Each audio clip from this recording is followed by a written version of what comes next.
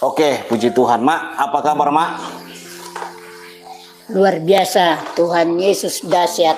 Wow, haleluya. Gimana, Mak, setelah kenal Tuhan Yesus, bangga, Mak? Kalau menurut pribadiku ya, memang banyak perubahan sesudah aku mengenal Tuhan Yesus. Sewaktu aku belum mengenal Dia, ya biasanya aku kan sholat subuh, zuhur, asar, maghrib, isya. Gimana ya mau aku bilang, semuanya serba susah. Baik dari ekonomi susah, baik waktu melahirkan bidan nggak bisa menangani, harus dokter. Padahal saya rajin sholat. Tapi yang sholat itu pun saya hanya mengucapkan bahasa Arabnya, artinya saya nggak ngerti loh. Ya, shalom saudaraku. Kali ini kita akan dengarkan kesaksian dari murtadin memurtadkan murtadin. Sungguh sangat luar biasa seorang murtadin membawa orang tuanya kepada Yesus, mengenal Yesus, menerima Yesus sebagai Tuhan dan Juru Selamat. Jadi ini yang Tuhan mau, ini yang Tuhan perintahkan. Jadi tidak selamat sendiri, tetapi mengajak keluarga untuk percaya kepada Tuhan Yesus. Dan salah satunya adalah video yang sebelumnya ini adalah juga seorang artis yang memurtadkan orang tuanya. Padahal sebelumnya orang tuanya ini menyiksa dia karena percaya Yesus. Nah, seperti apa dan siapa orang yang kita maksud di sini memurtadkan orang tua? Mari kita simak sampai selesai. Shalom sahabat yang dikasihi Tuhan Yesus, puji Tuhan kita bertemu kembali dalam kasih-Nya. Ya, hari ini, malam hari ini kita akan bercerita ya dengan mama saya, luar biasa saudaraku. Ini mama saya yang boleh diselamatkan oleh Tuhan Yesus ya. Jadi sebelum kita bercerita, saya ingin menyaksikan terlebih dahulu bagaimana mama saya ini akhirnya saudaraku ikut kenal Tuhan Yesus, dimana saya dulu sebelumnya juga dari sebelah ya saudaraku ya. Dan mama saya ini adalah seorang anak ya, Ma ya? Anak pembawa siar agama Islam. Nah, sebelum Bapak Ibu Saudara yang terkasih menonton video ini, kesaksian ini, bagi saudara yang gampang naik darah tinggi, cepat marah, cepat emosi karena melihat orang kenal Tuhan Yesus ataupun murtad dari sebelah, silahkan skip video ini saudaraku. Silahkan saudara tonton saja kesaksian. Seperti ada kesaksian itu ya, Romo masuk Islam, bapaknya Romo, mamanya juga Romo, lalu anaknya ini Romo juga mualaf. Kesaksian itu saja saudara tonton. Seperti kesaksian seorang mualaf yang berkata, saya dulu adalah alumni Vatikan, kepercayaan Paus Fransiskus. Nah, ke situ saja saudara. Atau yang kesaksian seperti Stephen Indraibowo yang berkata, kami semua adalah keturunan pastor. Saya adalah pastor, bapak saya uskup, mama saya adalah pendiri gereja Tiberias. Nah, saudara silakan saja ke sana saudaraku ya. Nah, kalau ke sini ini kesaksian tidak lebih-lebih lah, kita tidak akan menceritakan yang seperti itu. Kita bersaksi jujur. Dan ini adalah kesaksian mengenai pertobatan. Dan mungkin saudara juga sudah tahu ya, banyak kesaksian juga mengenai mama saya di sini, ada beberapa. Tetapi ini saya tanyakan saudaraku mengenai saya di hadapan mama kandung saya, saudara. Nah, itu ya, kalau kesaksiannya saudara boleh tonton deh di video-video saya yang lama, ada saudaraku ya. Nah, ini tentang saya pribadi di mata orang tua saya. Begitu saudara. Ya, puji Tuhan, terima kasih. Jadi itulah pembukaan dari saya. Bagi saudara yang cepat naik darah tinggi, marah, emosi, suka kepung rumah orang, suka geruduk-geruduk, jangan ditonton ini. Silahkan saudara tonton sana.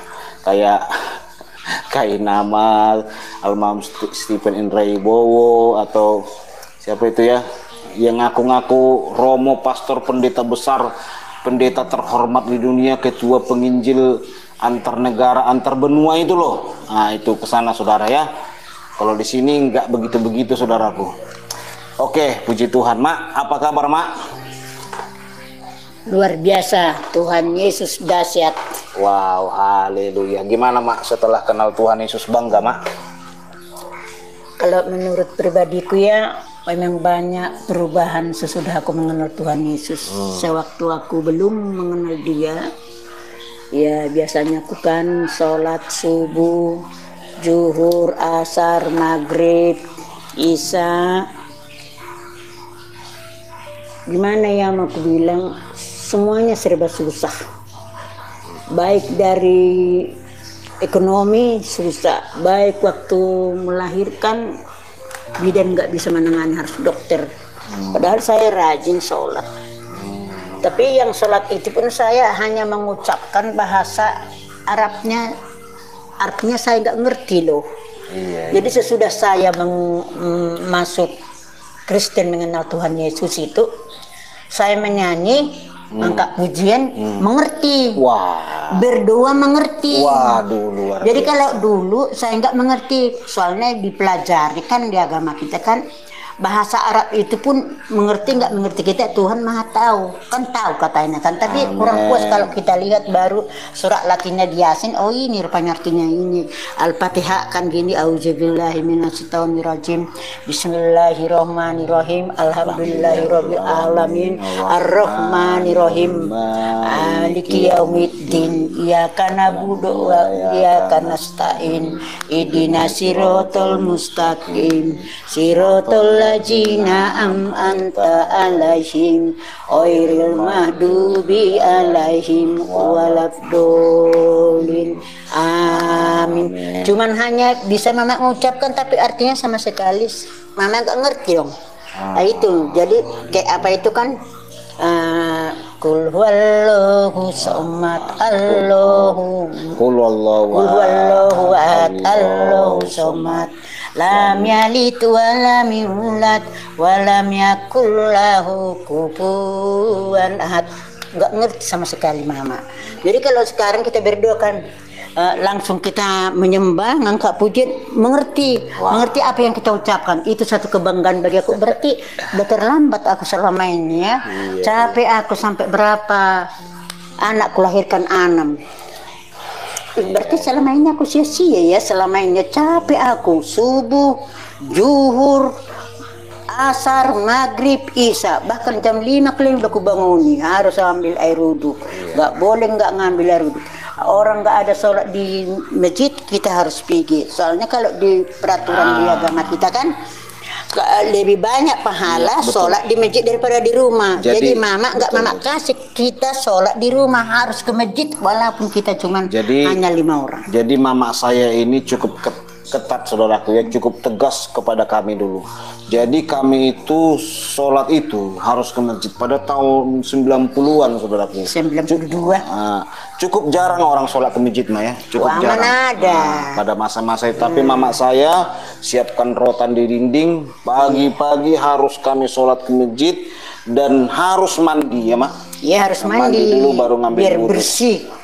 Nggak boleh menghadap Allah kalau ini apa namanya, kotor-kotor, najis nggak boleh. Jadi Mama saya ini cukup ketat pada masa dahulu. Dan memang boleh ceritakan sedikit Mak, bagaimana Mama ini bisa Islam, kan buru Batak. Dari opung-opung kami kan udah dari Islam. Dari opung-opung. Iya dari opung. Ada datanya itu semua Mak ya? Ada semua datanya. Mama kan keturunan Guru Nagori, gitu kan, Guru Nagori. Ada datanya di pemerintahan, di museum. Iya, ada di museum. Baru semalam itu ada, baru bulan 4 kan saya pulang ke Sedamanik untuk apalah hubungan itu. Opung itu dengan Raja Siantar? Iya gini. Raja dulu 7, baru yang 7 ini 5 orang mati kena tembak. Tolong di like saudaraku, like-nya paling atas ya. Tinggal 2 lah yang hidup, itu opungku sama Raja Syaktar. Raja Syaktar ini opung lah yang panglimanya gitu. Panglimanya kalau ditembak. Siapa nama Raja Syaktar itu yang sudah disiak sekarang? Si lupa pula tuh, cuman keturunan ini Tuan Sidamanik itu Sang Nawalu. Sang Nawalu itu ada meninggal dia di Bengkalis, ada kuburannya. Jadi pembawa siar agama Islam di Riau ini juga dari keluarga kita juga, Mas. Ya, dari keluarga kita yang tinggal di Bengkalis. Bukan cuma masih ada ya. Bukan cuma cerita, Mama udah ke situ. Udah jarah, udah menyapu, udah bersihin semua. Cuman kalau menurut biasanya dulu kan, kalau waktu Islam kita bilang ya aku ini kita meminta keselamatan. Jadi karena Mama sudah mengerti dari Tuhan Yesus, saya tidak minta keselamatan, cuma saya bersihin tandanya ini keluarga gitu waktu di Bengkalis. Bukan cuma cerita, ada keluarga memang udah terjun, saya langsung ke makamnya. Nah, setelah itu pahlawan ada 7 dulu. Terus itu, Mak? Yang 5 orang mati meninggal kena tembak. Yang hidup opungku sama Raja Syaktar. Yang 2 inilah makanya jadi guru Nagori lah. Opungku jadi pusaka keturunan dari Raja Syaktar, karena bisa kalau berjalan Raja Syaktar harus didampingi dengan opungku. Jadi itulah makanya pusaka yang aku urus hari bulan 4 itu ke Sidamanik. Ada keris, ada pisau, ada gong, ada gendang, ada semuanya lengkap. Surat itu yang Arab. Kami urus.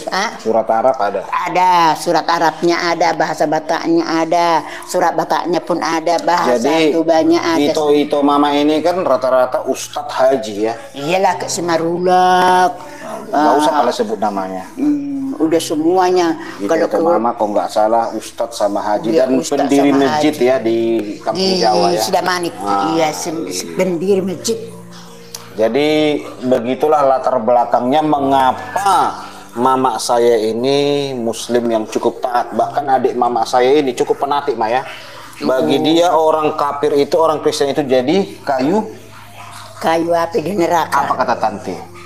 Iya, karena dulu aku bilang kayak gini, aku masuk Kristen lah, aku bilang, Mama nanti jadi kayu api neraka. Rupanya dia dulu dipanggil Tuhan, mengenal Tuhan. Yang belakangan Mama sendiri sih, kan belakangan tante tiga-tiganya udah terus duluan orang mengenal. Cuman aku bilang Islam dia orang itu. Jadi aku mau mengikut Tuhan. Datang tante si Pudan kan bilang, Mama, apa kakak ini? Tahu kakak itu? Ini kita Kristen itu kafir, menjadi kayu api di neraka nanti katanya. Rupanya duluan orang itu ditangkap Tuhan Yesus. Mama yang belakangan. Nah, dia itu paling saudara. fanatik kali. Jadi waktu itu Bapak Kristen kan, Mak? Jadi mualaf.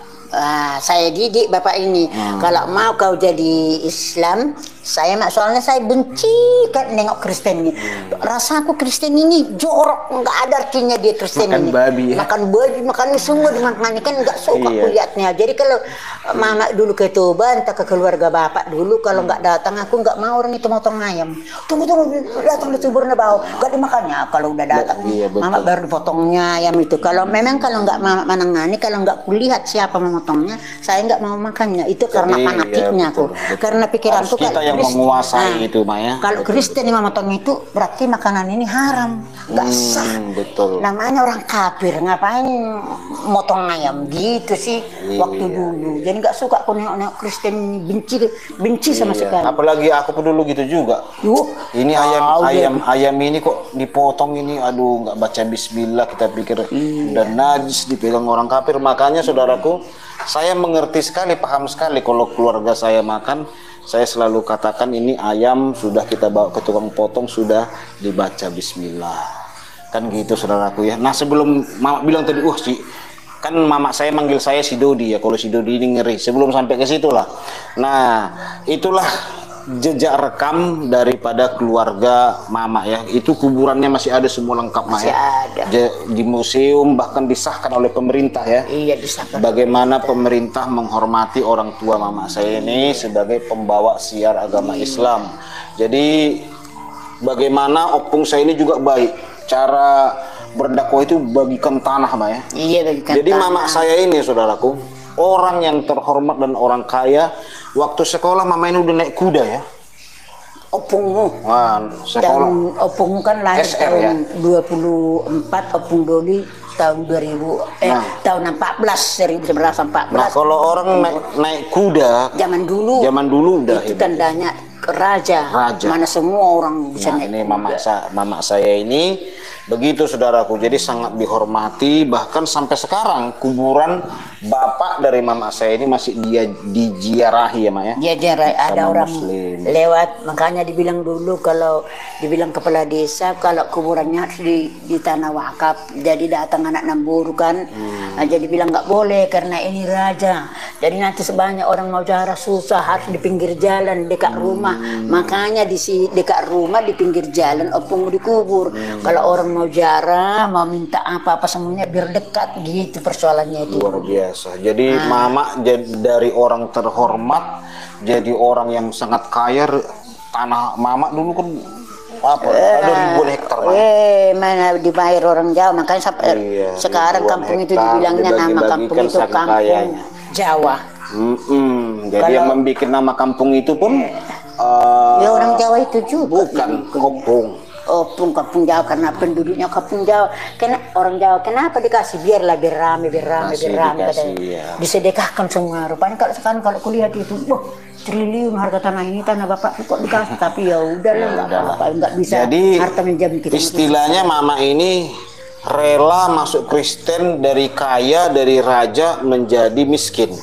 Nah, seperti Tuhan Yesus, dia yang kaya rela menjadi miskin. Nah, kan begitu ya. Iya. Nah, itu saudara yang terkasih. Jadi memang bagaimana keluarga daripada mama saya ini. Nah, sekarang kita melompat, Mak.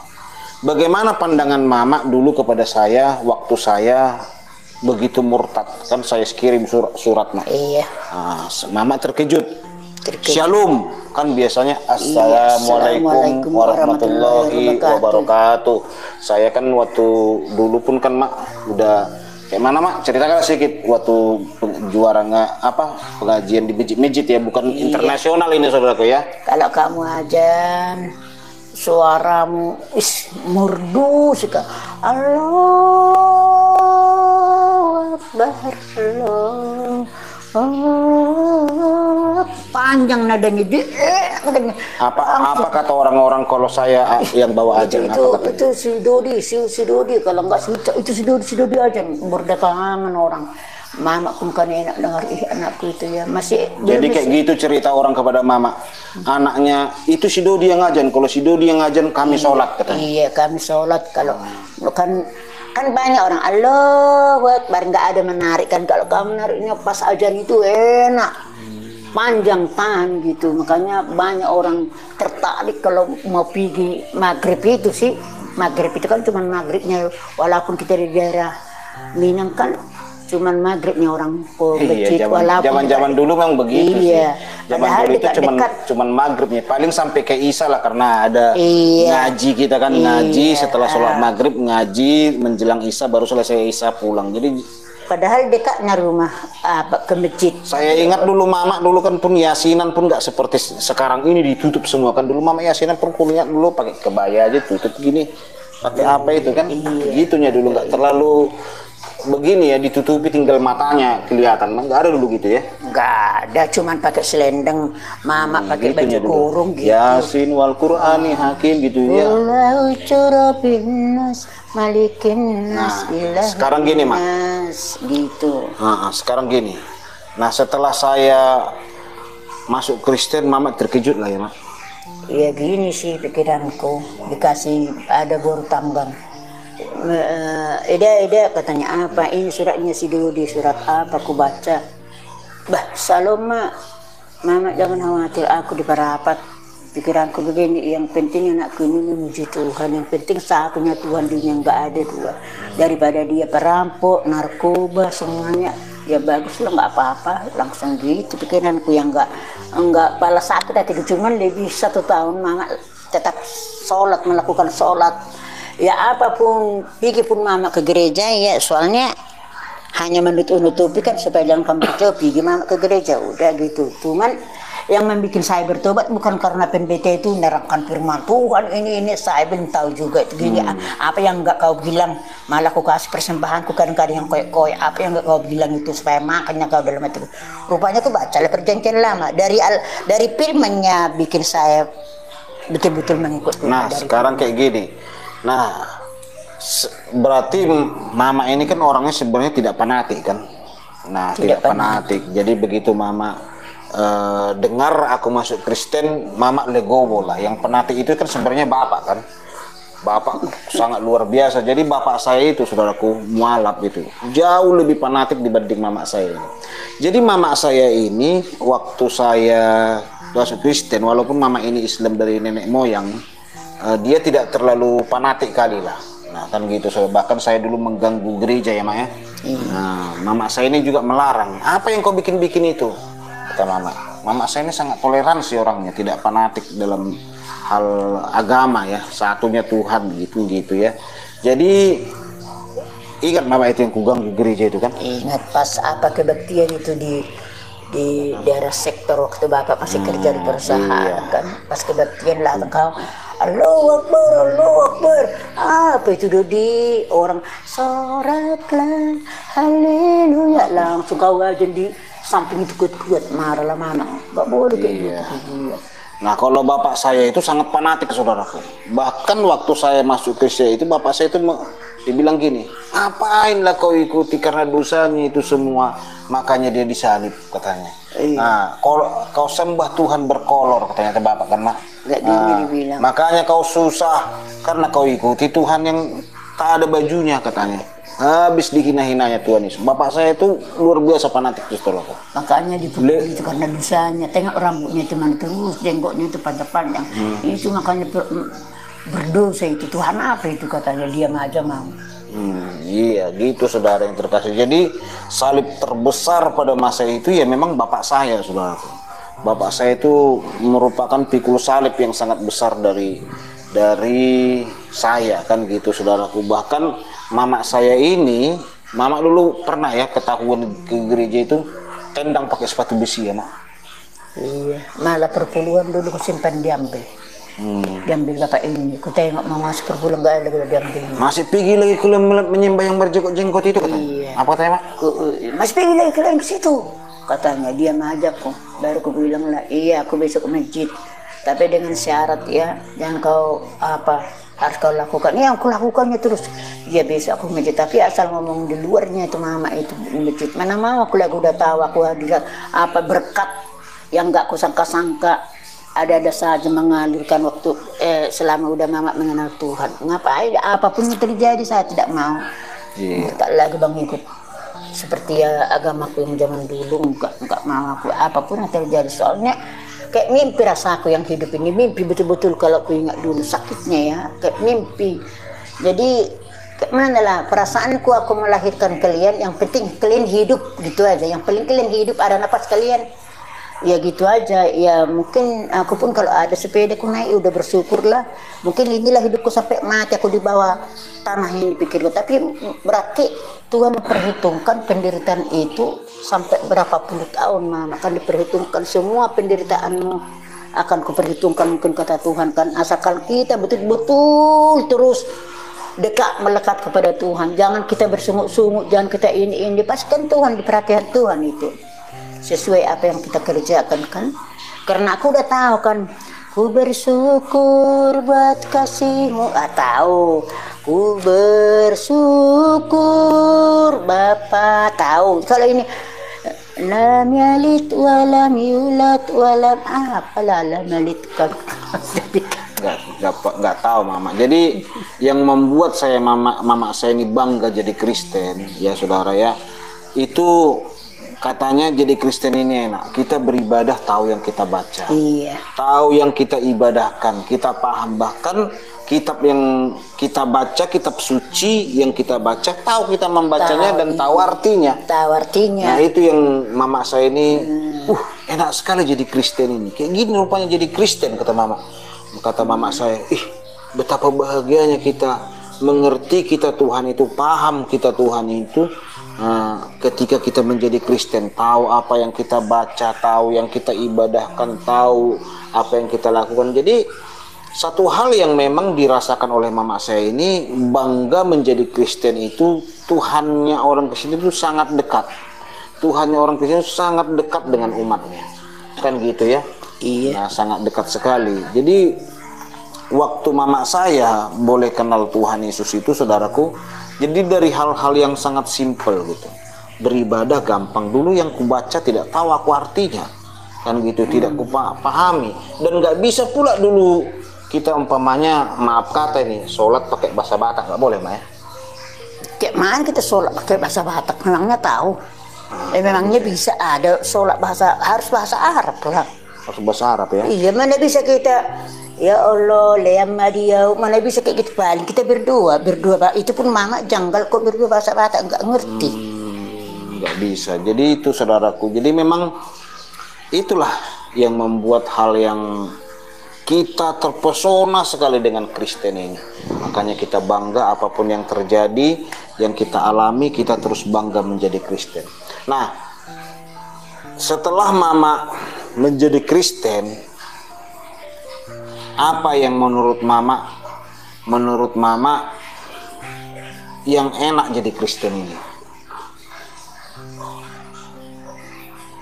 Rasaku gini ya, kalau seperti sekarang lah, yang saya jalankan ya, pagi saya 2 sekalian baca firman, siang 2 baca firman, malam 2 baca firman. Kalau sekali saya tinggalkan, rasanya saya terngiang-ngiang di telinga aku, kau belum kau belum baca firman gitu. Jadi kalau udah saya berdua baca firman, rasanya lega perasaanku apa yang ku minta pasti Tuhan berikan. Pasti Tuhan bukakan pintu, seperti apa Matius 7 ayat 7 kan? Kan tertulis itu kan. Jadi rasaku bagi aku ya, kalau orang Kristen itu asal Kristen, banyak juga asal Kristen dia. Tapi Alkitab itu nggak pernah dibaca. Jadi kalau mama ya, saya habis berdoa harus sesuai sejalan itu baca firman. Jadi perasaanku banyaklah perubahannya selama saya sudah mengenal Tuhan Yesus. Yang nggak pernah apa yang tidak pernah kamu pikirkan, apa yang tidak pernah timbul di dalam hatimu, apa yang tidak pernah kau lihat, apa yang tidak pernah kau dengar, semuanya Tuhan sediakan berkat berkelimpahan, berkat jasmani, rohani, kesehatan Tuhan curahkan kepadamu. Memang ternyata udah aku bilang, karena sakitnya yang penting kau mama lahirkan kalian mau hiduplah. Yang penting kayak mana lah merantau pun kalian nggak pernah aku kasih. Yang penting kayak mana lah merantau, kayak mana dapat makan. Kalau sama lah aku sama anakku ini, kalau mau mati sama-sama matilah. Karena susahnya cari makan ini susah sekali, berkat pun susah datang, pekerjaan pun susah datang, serba susah semuanya. Padahal zaman dulu masih murah-murah, beli beras masih bisa 17.000 satu kali. Kalau sekarang mau 300.000 sanggup mama, gampang belinya. Berarti kalau kita dekat kepada Tuhan, semuanya gampang, semuanya udah disediakan Tuhan. Jadi kadang-kadang kita Kristen ini, padahal tinggal memintanya, kita udah dilengkapi Tuhan semua. Kadang-kadang kita malas. Itu rasaku jadi Kristen, janganlah bermalas-malas itu kan. Haruslah betul-betul kalau Kristen jangan menjadi batu sandungan. Kita gitu. Aja dulu yang tidak mengerti apa yang kita baca, apa yang kita ibadahkan, nggak tahu kita artinya. Sungguh-sungguh kita mana pernah apalagi ini yang sudah mengerti kita apa yang kita baca, apa yang kita ibadahkan, paham kita. Nah, dulu saja yang Tuhan kita yang lama nggak tahu kita apakah ada apa enggak, kan hanya kata-kata ulama, hanya kata-kata ada Tuhan itu. Pernah nggak menemui umatnya? Nggak pernah kan? Nggak pernah. Pokoknya adalah. Dari mana kita tahu? Ya kata ulama, kata kitab suci kita yang lama, begitulah memang ada Tuhan itu. Pernah. Tetapi Tuhan orang Kristen, waktu saya baca gitu ya, ternyata orang Kristen mampu membuktikan bahwa Tuhannya itu ada. Bagaimana caranya? Dia datang 2000 tahun yang lalu, disaksikan oleh orang banyak, oleh murid-muridnya. Bahkan kalau di dalam Lukas 2 dikatakan bahwa malaikat pun sujud menyembah kepada Tuhan Yesus. Malaikat menyaksikan orang banyak menyaksikan, ketika dia lahir disaksikan, ketika dia mati disaksikan oleh orang banyak, bangkit, naik ke surga, punya murid 12. Jadi dunia Alkitab mencatat bahwa Tuhan orang Kristen itu memang ada. Memang ada dan nyata turun ke dunia ini untuk bertemu dengan umatnya. Makanya waktu saya membaca Alkitab itu, hebat kali Tuhan orang Kristen ini, saya bilang. Ngobrol dengan umatnya. Tuhan kita kan nggak pernah ngobrol dengan manusia kan, Mak? Ya palinglah dengan apa, ya menurut kitab suci dengan rasulnya gitu kan. Tetapi kalau Tuhan orang Kristen itu sangat dekat dengan umatnya. Nyata gitu. Jadi memang kita ini bukan anak yang kehilangan induk. Itu yang saya kagumi dari kekristenan ini ketika saya membaca Alkitab. Seperti kita lah gini ya, umpamanya gini lah, aku bilang sama mama, umpamanya bapak nggak ada bersama kita lah, aku bilang gini, Mak, mana bapak? Adalah di sana, kata mama. Mana fotonya, Mak? Ya pokoknya saya aja kau dengan bapakmu memang ada. Nah, tetapi bapakku nggak pernah datang. Tiap lebaran nggak datang, lebaran kedua nggak datang, lebaran ketiga nggak datang, lebaran tahun berikutnya nggak datang. Sampai umur saya 30 tahun nggak pernah kulihat bapakku.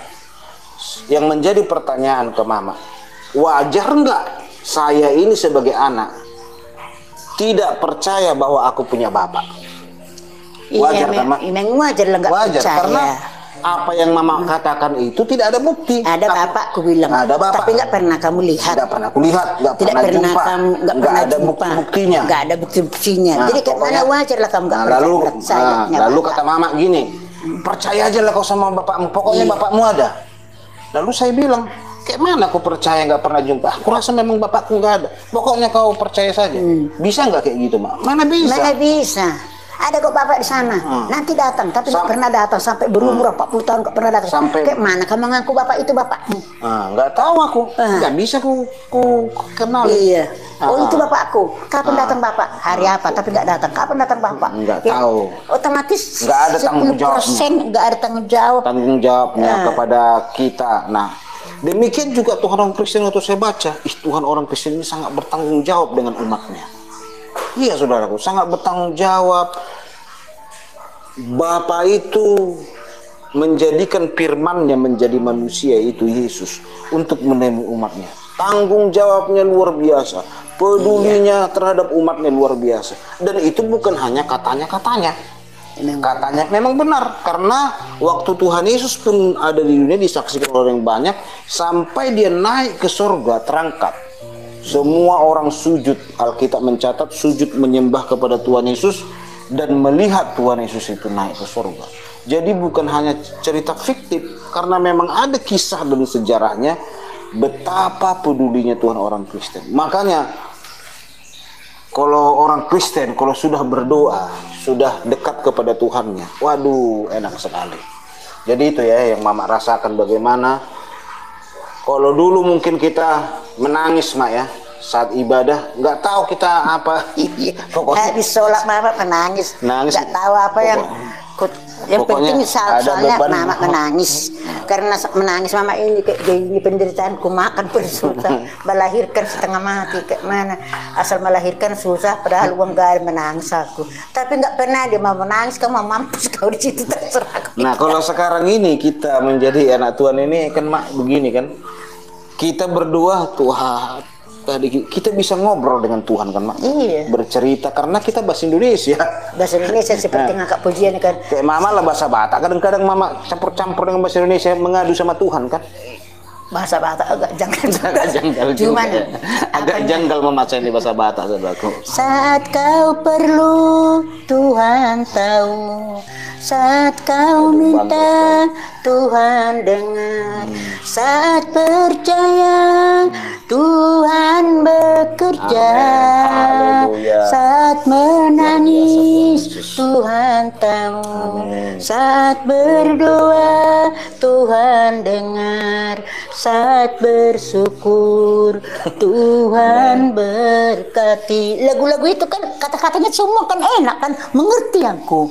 Amin. Iya betul. Mengerti. Jadi Mengerti kalau kita bahasa ya. Sallallahu alaihi Udah jangan diperpanjang nanti ada yang marah. Jangan mau baca. Kan ada lagu itu kan. Saat kau perlu Tuhan tahu. Iya betul. Saat kau minta Tuhan tahu. Saat kau percaya Tuhan bekerja. Percaya kita Tuhan bekerja. Saat kau menangis Tuhan tahu. Saat kau berdoa Tuhan mendengar. Saat kau bersyukur Tuhan apa ya? Tuhan bekerja. Kan enak gitu. Kata-kata itu semua enak itu. Kayak mana bahasa Bataknya itu? Mana tahu. Jadi mana menapar lupa begitu. Waduh kayak mana dengarnya. Berdoa aja mama susah kok, janggal bahasa Batak berdoa. Jadi itu iya ya. Jadi memang itulah saudaraku. Jadi ketika saya murtad dari agama lama, menyusullah mama saya. Mama kedua setelah saya kan. Si Mona siapa si Mona? Mama dulu lah ndak. Si Mona duluan. Baru mengikutlah siapa baru ikut. Mana si Mona? Si Mona lah duluan kamu. Oh mama dulu ya, tapi cuman hanya ikut-ikutan ke gereja. Mama dulu, mama dulu. Mama, baru iya. siapa sama adik saya, ada beberapa orang satu mengejek saya. Ngapain abang masuk Kristen bang? Kristen itu makan babi katanya. Wah bang, kau abang makan dan najis kata adik saya. Tapi adik saya akhirnya dijangkau di jamaah Tuhan ketika membawa mobil gitu ya. Mobil kita dibawa waktu itu, didengar katanya ya Abba ya Bapak. Lalu ditanya kepada saya, bang apa artinya ya Abba ya Bapak? Waktu aku bawa mobil bang, katanya gitu ya, aku dengar ya Abba ya Bapak katanya. Oh itu ada di dalam Alkitab, aku bilang. Wah, jadi itulah cikal bakal adik saya juga kenal Tuhan Yesus. Kemudian adik saya sebungsu juga akhirnya kenal Tuhan Yesus. Dan yang terakhir bapak saya yang mualaf ini saudaraku, yang sangat keras, yang sangat tegas, ngeri saudaraku ya. Mama saya ini, wah nggak tahu lah betapa ngerinya mama saya ini dilarang untuk murtad. Saya pun habis dihina-hina. Ngapain waktu saya kenal Tuhan Yesus kan mak? Saya kan ngapain sih dari sama siapa itu menyembah Tuhan Yesus? Tengok ngapain mata tidak akan makan itu. Dulu kita waktu Islam apanya aku main Grab pun aku banyak uangku. Ini sekarang nggak ada. Belum ada Grab waktu itu. Apa namanya parkir mobil kan banyak sewa. Dia nggak ada selama mengenal Tuhan. Mobil kami itu kan sempatlah digunakan untuk mengambil sewa saudaraku setelah bapak saya keluar dari perusahaan. Nah kan gitu ya. Nah setelah dibilangnya gini, bapak saya itu memang suka karena begini ya. Dianggapnya saya mengikuti Tuhan orang miskin, makanya hidup saya miskin. Nah kan gitu ya. Lihatlah si Dodi itu hidupnya miskin, susah, uangnya tak ada. Memang waktu awal-awal saya masuk Kristen itu ya, mama sendiri pun gimana ya masa depan anakku ini gitu mama enggak. Kalau pikiranku enggak ada ya. Yang penting Tuhan, anakku sudah mengenal Tuhan. Tuhan itu pasti maha tahu. Cuman gitu, bapak lah yang gitu ya. Bapaknya. Marudo kedek deno beno mang. Aku itu mana mengenal so Japur katanya diam. Japur Yesus. Cuman diam aja kok karena aku udah kebacakan Alkitab. Oh ini semua rupanya berarti kalau kita dekat sama Tuhan jangan kita menyimpang dari jalan kebenarannya. Nah ini sekarang mak. Gitu. Banyak orang berkata begini ya, isu-isu umum. Kita masuk Kristen dibayar dari Rusia, dibayar dari Amerika. Apa dibayar? Dikasih. Memangnya bisa dibayar supaya kalau memang nggak bertumbuh imanku, kalau memang nggak katanya kita ini kan apa?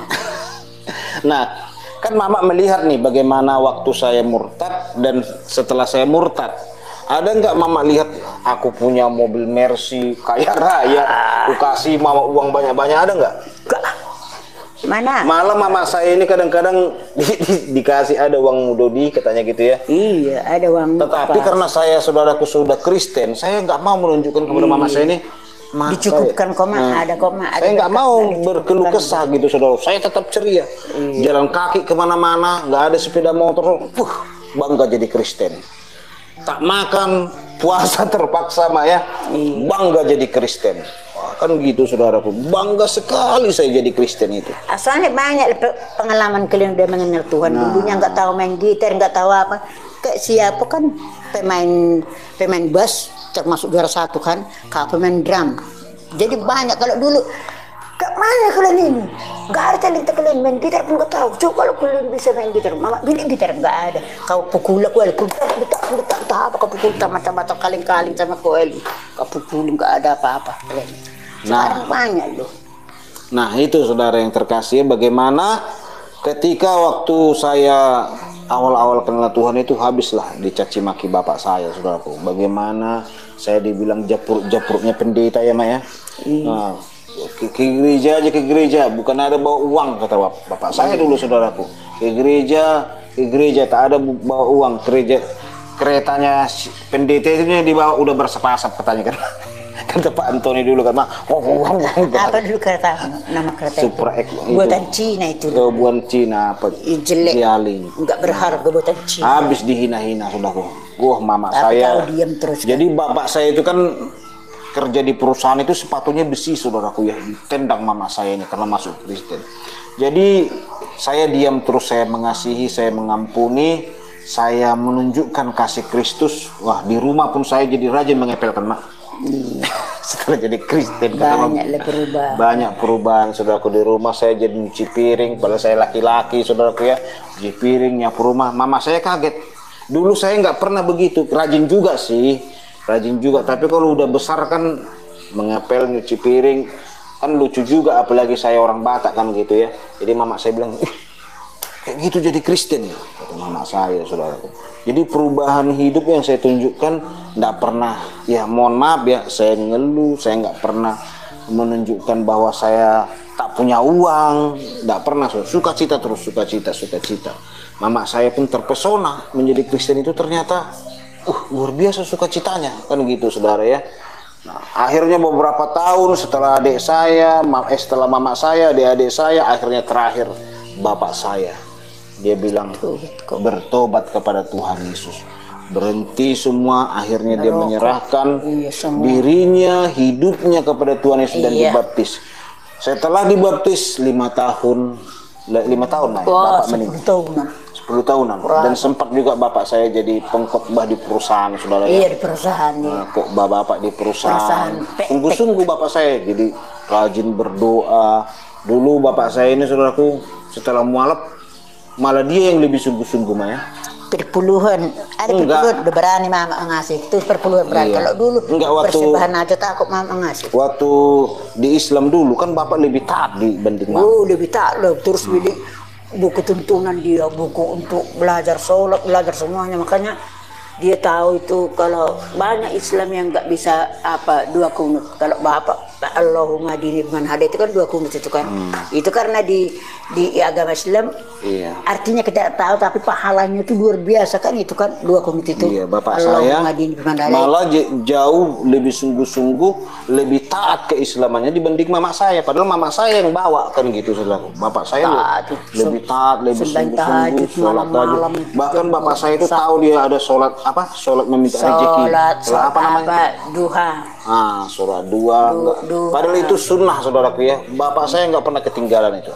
Minta jam 8 pagi sampai jam 11 waktunya itu. Ya tetapi tetap hidup susah dulu ya. Susah.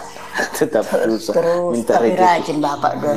Malam-malam kalau terbangun aku mati gelap-gelap di kamar dia. Sembahyang tahajud dia supaya diberkati, rupanya enggak juga. Tanpa mencret. Iya, tapi sampai ada lagi apa itu ya? Ditulis di kertas kan Mak, tulisan Arab.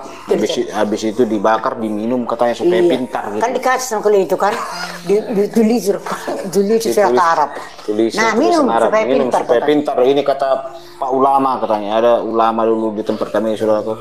Bagaimana cara membuat ayat pintar? Tulislah tulisan ayat Al-Quran ini di kertas, tulis saudaraku ya pakai pena. Saya tulis, dibakar, masukkan ke gelas, lalu diminumkan bapak saya sama saya saudaraku. Nggak pintar-pintar juga saya. Berulang-ulang, apalagi nomor 2. Iya, pintar-pintar. Berulang dibikin di bapak, ku tengok dibakar surat Arab ini, direndam pakai air minum dan gelas, diminumkan sama kalian. Aku pernah begitu. Karena ada dulu itu saudaraku.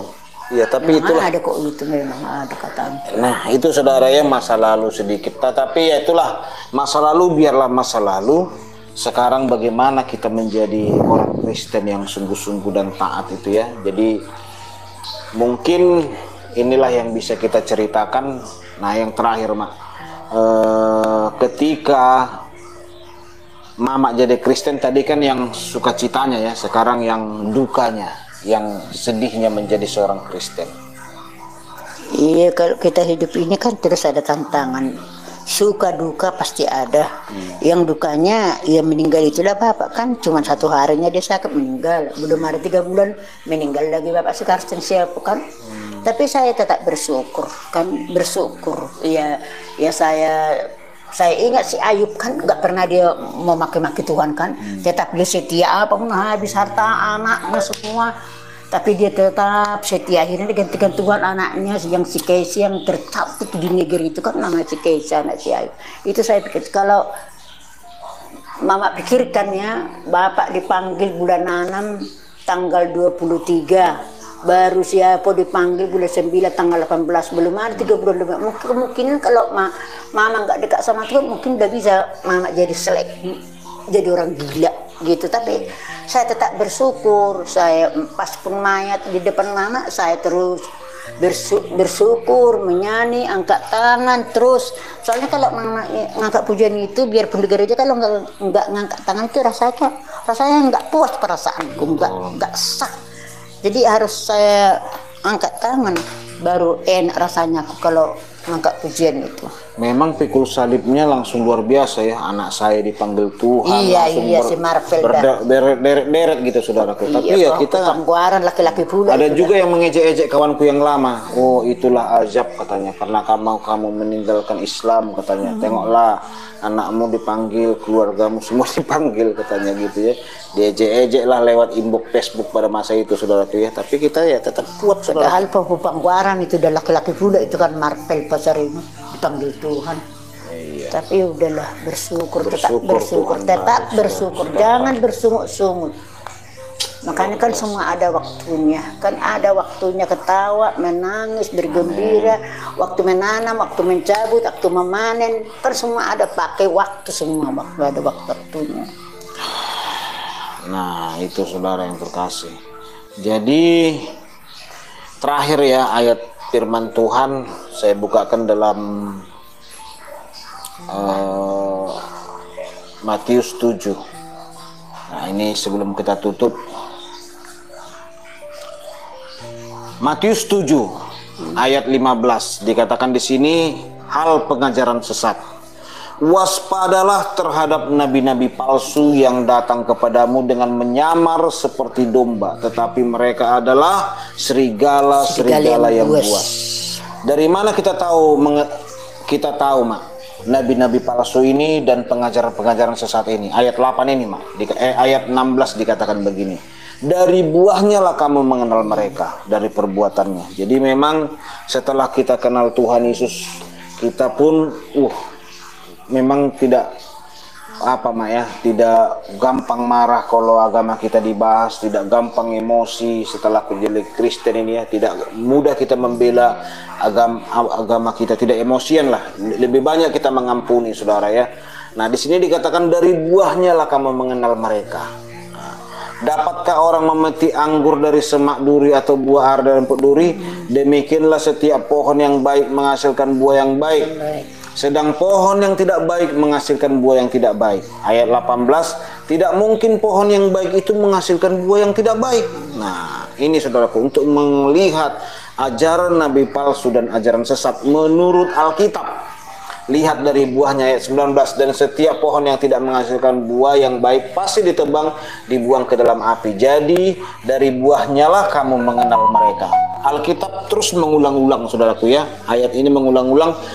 Dari buahnya lah kamu mengenal mereka, dari buahnya lah kamu mengenal mereka, dari buahnya lah kamu mengenal mereka. Lihat perbuatan, kelakuan mereka untuk mengetahui itu. Ayat 21, bukan setiap orang yang berseru kepada Tuhan akan masuk dalam kerajaan sorga, melainkan dia yang melakukan kehendak Bapakku di sorga. Jadi pengajar-pengajar sesat, nabi-nabi palsu ini juga berseru Tuhan, saudaraku. Mereka berseru-seru dan berkata Tuhan. Tetapi kita lihat ayat 22, pada hari terakhir banyak orang berseru kepada Tuhan, bukankah kami bernubuat demi namamu dan mengusir setan demi namamu, mengadakan banyak mujizat demi namamu. Jadi dia mengaku, saudaraku, mengaku bahwa dia dinubuatkan, bernubuat, bahkan mengusir kuasa-kuasa kegelapan. Ayat 23 dikatakan, pada waktu itu aku akan berterus terang kepada mereka dan berkata, aku tidak pernah mengenal kamu. Enyahlah daripadaku, kamu sekalian pembuat kejahatan. Nah, ini saudaraku ya, jelas sekali Matius 7 ini, dengan judulnya saja pun sudah jelas itu ya, hal pengajaran sesat. Hal pengajaran sesat, judulnya saja sudah tahu. Kita baca satu perikop ini, saudaraku, merinding kita. Kenapa kita merinding? Inilah yang membuat saya dulu merinding, saudara. Kenapa? Saya baca ayat ini ngeri ya, ngeri, saudaraku. Jadi banyak orang mengaku bertuhan, berseru kepada Tuhan, dan menganggap Tuhan itu ada. Ternyata mereka nggak bertuhan, saudaraku. Nggak bertuhan, tetapi apa yang mereka lakukan adalah kejahatan. Buah-buah dari kejahatan. Apa yang mereka lakukan adalah buah-buah dari perbuatan-perbuatan dari kejahatan. Orang yang seperti ini akan diusir dari sorga, akan diusir bukan dari sorga ya, dari hari penghakiman. Enyahlah kamu sekalian pembuat kejahatan. Kenapa? Mereka tidak dikenal Tuhan, saudara. Sebetulnya Tuhan itu dekat sekali sama kita, dekat. Tapi bagi orang nggak percaya jauh. Kan ya kan? Jadi tidak ada cara lain untuk mengetahui ajaran sesat dan nabi-nabi palsu. Matius 7 berkata tidak ada cara lain. Cara untuk mengetahui itu cuma satu. Apa? Dari buahnya lah kamu mengenal mereka. Lihat dari buahnya itu, saudaraku, itu simpel. Buahnya, perhatikan. Mereka mengaku bertuhan tetapi kasar, gampang marah, gampang emosi, gampang kepurung orang, bunuh orang, bangga memenjarakan orang, bangga menganiaya orang, bangga melakukan ini kekerasan, menggurui seruduk sana sini, saudaraku. Nah, itu, saudaraku, simple, tidak ada cara lain. Cara satu-satunya untuk mengetahui ajaran sesat dan nabi palsu, Alkitab berkata, dari buahnya lah kamu mengenal mereka. Makanya kan dibilang Tuhan, mulut dan bibirmu memuliakan aku, tetapi hatimu menjauh dari aku. Kan tahu Tuhan, mulut dan bibirmu memuliakan aku, tapi hatimu menjauh dari aku. Kan kata Tuhan. Betul. Tahu Tuhan itu. Nah, jadi kebanyakan kita ini Kristen, agama Kristen, tapi ditanya tentang ini nggak mengerti. Seperti itu ayat di Matius ayat 7, 13 ayat 27 kan itu tentang kuburan. Di lemur putih, tapi di dalamnya terdapat belulang dan kotoran. Begitu juga dengan manusia ini. Jadi ayat ini, Mak, pernah saya sampaikan kepada ada seorang yang bukan Kristen. Dia bilang begini, JDP jangan kau menyinggung agamaku.